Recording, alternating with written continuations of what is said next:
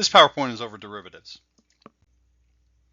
So one of the things to realize with derivatives is derivatives are considered to be the slope or the rate of change for a point on a graph. So if you have a straight line, it's pretty easy to do rise over run. However, if you have like a curve, that curve to get the slope at a point, you have to do some calculus.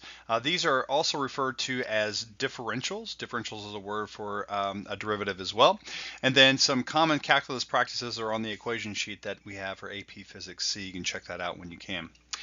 All right, so the first rule we come to is the power rule. The power rule is basically you have several terms, and for each term, what you're going to do is you're going to bring that power down and multiply by the coefficient by that power, and then subtract 1 from the power. So let's do a couple of examples here. You see here we have 4x cubed plus x squared over 2, and then we have 4 over the square root of x to the third. So first thing we're going to do is we're actually going to bring this up into the numerator. And then have because it's in the denominator, it's going to have a negative power, and it's to the third power. And then that square root gives you to the 1/2 under that 1/3, or under that 3 right there. All right, so we're going to add or multiply the exponent by the coefficient, and then that gives us 3 times 4, and then we're going to subtract 1 from the exponent here.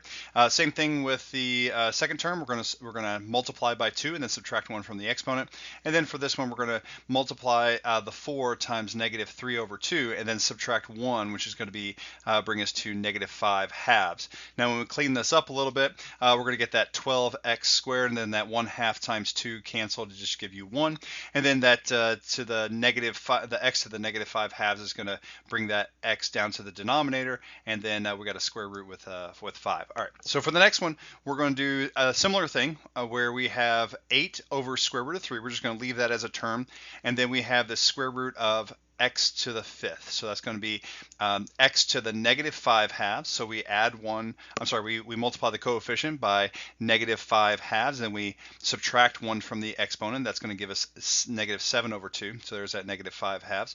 And then we get in the numerator, we're going to have 5 times 8, but then we divide by 2, so it's going to give us 40 divided by 2, which is 20, and then we still have that square root of 3 in the denominator, and when you clean this up, it's going to look like this, where we get negative 20 over square root of 3 x to the 7th. For the next one, we actually have 2 terms that are being multiplied together, and instead of just treating them as 2 terms, we'll talk about how we do this when we talk about the chain rule, but for now we'll go ahead and FOIL that out. Then we'll subtract 1 off the exponent for the x squared, and then that gives us 2x after we multiply the 2 out front, and then the negative 3. That subtract 1 from the exponent for the x, that just leaves a x to the 0, which is 1, and then the negative 10 just goes away completely. All right, so some other functions that we have that have derivatives. We got sine. Sine, the derivative of sine is going to be cosine. The derivative of cosine is going to be negative sine. E to the x is going to be is essentially it basically cycles back on itself. So e to the x derivative is going to be e to the x, and then ln of x is the derivative of that's going to be 1 over x. Chain rule is going to be the next thing we look at. Derivative of the outside, and we leave the inside alone, and then we multiply by the derivative of the inside. So let's do a few examples with this. We have f of x here is going to be 2x squared plus 3x minus 1. All that's going to be squared. So this is going to be the outside part. So we're going to bring that exponent out front using the power rule. So it's 2 times, and then we're going to subtract 1 from the exponent, but we're going to leave the inside alone. And then we're going to multiply by the term where we take the derivative of the inside. All right, so you see here you got that 2 out front, we leave the inside alone, and then we multiply by the derivative of the inside, which is going to be that 2 times 2, which is 4, subtract 1 from the exponent, it's going to just be x, and then plus 3. Now if you want to clean that up, you can FOIL that out and then get something like this, where it gives 16x to the third plus 36x squared plus 10x minus 6. The next one, we're going to take the derivative of sine, and we're going to leave the 5x squared alone, so that gives us cosine of 5x squared. Then we're going to multiply by the derivative of 5x squared, which gives us 10x. So then cleaning this up, we get the 10x times the 3, so it's going to give me 30x cosine of 5x squared. Next one is the product rule. The product rule is where you have two terms that are being multiplied together, and essentially you're going to take the derivative of the first and multiply by the second, and then you're going to add the derivative of the second times the first. So let's do a couple of examples with this. We have x plus 2. So that one we did the power rule. We basically FOILed that out and did the power rule. I'm going to show you what it looks like for the product rule. We'll get the exact same answer. Same thing here. We got 3x cubed and sine x, so two different things that you're going to take the derivative of this, multiply by that, and then derivative of this times the first one. Then this here is going to be, there's actually a quotient rule we could use for this one, but I'm going to show you with the square root of x in the denominator. We're going to bring that into the numerator and use the product rule. All right, so for the first one, the derivative of x plus 2 is just going to be 1, and then we multiply that by x minus 5, and then we're going to add the derivative of the second, which is going to be 1 times x plus 2. So effectively, we get this for our answer. That 1 distributes, and that 1 distributes, and you're going to get 2x minus 3 when all is said and done there. So that 2x minus 3, that's what we had before when we FOILed that out and did the power rule. For this next one, the 3 is going to be a factor that just basically stays out front. And then you're going to take the derivative of x to the third times sine of x. And then we're going to take the derivative of sine of x times x to the third. And then that 3 gets multiplied by both of them because it's going to be basically outside of both of them. So the x to the third is going to be 3x squared, and then sine of x is going to be cosine, and notice that sine is left alone here, and the 3x cubed is left alone there, and that 3 stays with this one right here. So we got that 3 there and there. All right. So cleaning that up a little bit, you got 3x squared that's in common with both of those. So we have a 3 sine of x here, and then we got x cosine of x there. All right. So for the last one, we have this square root of x in the denominator, so that's x to the negative 1/2. So the derivative of the first, we're going to bring that negative 1/2 out front and then subtract 1 from the exponent, so it's a negative 3/2. And then you can see the cosine of x is left alone. And then we're going to take the derivative of the second one. The derivative of cosine is going to be negative sign, but then we leave the first one alone. And then clean this up a little bit. You can see there's an x to the negative 1/2 in both of these, or you could actually take this as x to the 3/2 and do a 3/2 there, leave an x behind. But effectively, you can get this, and then if you want to find a common denominator between those, you could do that. Next is going to be the quotient rule. Now, quotient rule, I personally am not a big fan of the quotient rule. I'd rather put the what's in the denominator up into the numerator and give it a negative exponent and just do the product rule. But the quotient rule is where you take the derivative of the top, multiply by the bottom, and then you subtract the derivative of the bottom times the top, and then you put all of that over the bottom squared. So let's do a couple of examples with this.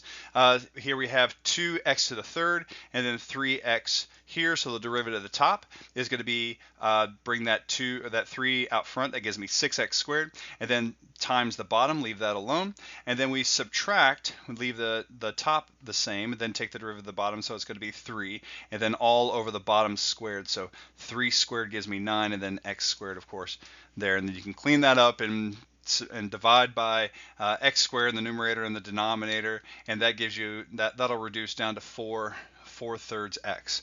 Now what we could have done at the beginning is we could have actually canceled one of these x's and have x to the second, and then x to the second multiplied out front would give me 4/3x to the first power, which is what we have here. Now the real difference between that is that this says that you cannot have an x that's equal to 0, where over here it looks like you can have an x that equals to 0.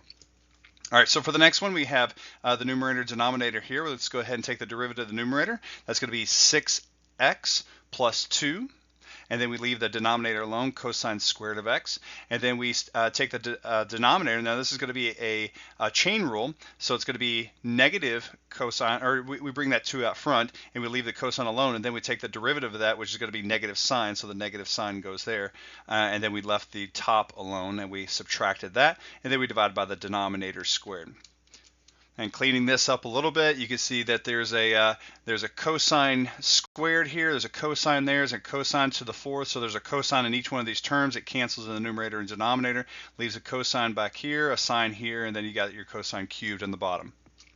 So that's about as clean as that's going to get. All right, so tangent of x.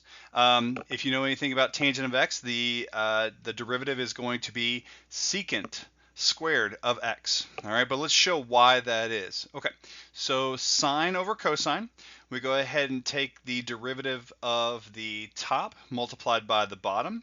So the derivative of sine is going to be cosine times the bottom, which is going to be cosine, minus the derivative of the bottom, which is going to be negative sine, times the top, which is going to be sine, and divided by the denominator squared. So you can see here we have cosine squared plus sine squared. And if you know anything about cosine squared plus sine squared, that always gives you 1. So you have 1 in the numerator divided by cosine squared in the denominator. 1 over cosine is secant, so 1 over cosine squared is going to be secant squared. So that gives me tangent, the derivative of tangent. That's why the derivative of tangent is going to be secant squared of x. In this example here, you can see that there is an object that's been thrown up into the air, and then Logger Pro, Vernier Graphical Analysis, actually tracked that object and then created a velocity versus time graph based on the position versus time. So essentially, it plots the position at every time and then takes a little bit of time difference. So this is about 20 samples per second. So it takes 1/20th of a second, takes the distance that it travels, and then comes up with a velocity for that little short time period, and then creates that velocity versus time graph. Now what's interesting about this is the position versus time graph, you can see the equations there, and the velocity versus time graph, you can see the equations here as well. But using for a quadratic equation is where you have x equals ax squared plus bx plus c. All right, so usually it's a y, but it's x here because we're talking about position, and instead of the x-axis is going to be t for time. And then we take the derivative of that. If you take the derivative of this function right here to figure out the velocity, that's the change in position over time, and then you're going to get 2 times the negative 4.79 here, and then you subtract 1 from the exponent and you're left with 10.2. Now if you look at the actual data from the velocity versus time graph, you can see that the slope here is going to be negative 9.58, which is what we get here for the data itself. And then the value here of 10.1, that matches up pretty well also. Now another interesting point about derivatives is you can see that the very top of this parabola is where the slope is going to be equal to 0. So the slope is positive on this side as it's decreasing, and then the slope is 0 here, and then the slope is going to be negative as the slope is increasing. You can see that that's what the velocity tells you here, that the velocity is the slope, so you have a high amount of velocity, but then the velocity is decreasing because the slope is decreasing, and so you have 0 slope here, then you're going to have negative slope on the other side, so you have negative velocity, but it is getting steeper and steeper, so therefore the velocity is getting more and more faster and faster in the negative direction. For this next example, we take an oscillation. So we basically, I put a mass at the end of a spring, and I let it oscillate back and forth as it goes up and down. Now I track the position versus time, and you can see the velocity versus time graph here as well. So usually the equation for a position versus time graph, you could technically make the equation sine or cosine, because if it was sine, you could start here, and that would be 1 cycle, or if it's cosine, you start here, and that's 1 cycle. So essentially the only difference between a sine and a cosine curve is where you start. So effectively they're the same equation. So we usually do a cosine curve for the position versus time, so we're going to start here, and you can see that that cosine, that full cycle for the cosine, if you remember the derivative, remember for position versus time, the derivative is velocity, so a derivative of a cosine is negative sine. You can see that clearly right here. All right, so the equations for each one of these, if we treat this like a cosine curve, you get the position is going to be equal to A, which is the amplitude, times omega t. Now the amplitude is from that equilibrium position right there. So the data tells us that the amplitude is 0.067. And then the omega, that's the angular velocity, as and that corresponds to the period and the frequency for the cycle itself. All right, so One thing that's interesting about velocity is if you take the derivative of your position versus time, you get your velocity graph, and you can see it's negative a because the derivative of cosine is going to be sine, and then the derivative of the inside would just be omega because t is what we're taking the derivative to. So omega comes out here, the negative comes out front, and then we get a. Then when we take the derivative of this, we keep that negative a omega, but then the derivative of sine comes back to cosine, and then we get omega. The derivative of omega t is another omega, so that's why the omega is squared. And what you can see here is when you take the second derivative of the position versus time graph, you get a, which is in the original position equation, and you get cosine of omega t, which is also the original. So this right here, the a cosine of omega t, that is the position. So what we get is we get an acceleration equation that is corresponds to the position equation. So the acceleration of an object that's oscillating is going to be equal to negative omega squared times x. Now this equation right here for simple harmonic motion is what gives us that restoring force that comes and that helps us to determine for a pendulum as well as a spring that oscillates back and forth. We can actually use this to come up with the period equation that appears on our equation sheet.